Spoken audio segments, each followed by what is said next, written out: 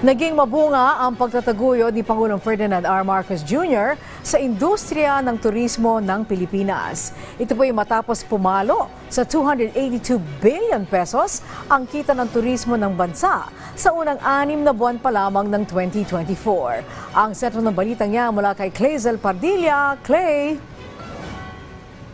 Angelique, pumalo na sa higit 282 billion pesos ang kita ng turismo sa bansa sa unang 6 na buwan pa lamang ng 2024. Ayon sa Department of Tourism, 32% itong mas mataas kumpara sa 212 billion pesos na nakolekta sa parehong panahon na karaang taon.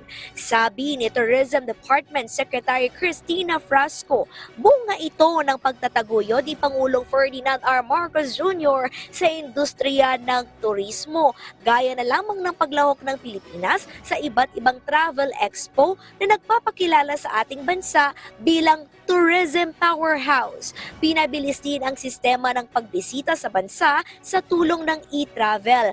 Isang one-stop electronic travel declaration system ito kung saan ang health declaration, departure at arrival form at iba pang dokumento ay isinusumite na lamang online. At bukod sa angking ganda, tiniyak ng DOT na ang Pilipinas ay bansang payapa at sinisiguro ang kaligtasan ng mga bumibisita rito.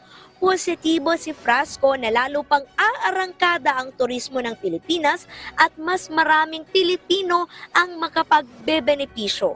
Batay sa Philippine Satellite Tourism Accounts, sumampa sa 6.21 milyon ang nalikha na trabaho sa turismo ng bansa na karaang taon ng 2023.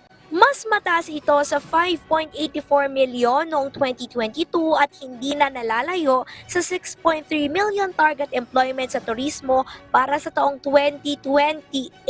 Kasabay ng pagdami ng trabaho ay ang pagsipa ng Tourism Direct Gross Value Added o kontribusyon ng turismo sa ekonomiya. Mula 1.41 trillion pesos noong 2022, lumago sa halos 48% na umabot na sa 2.09 trillion pesos noong 2023. Yan na muna ang latest mula rito sa Makati City. Balik sa iyo, Angelique. Alright, maraming salamat sa iyo, Clazel Pardilla.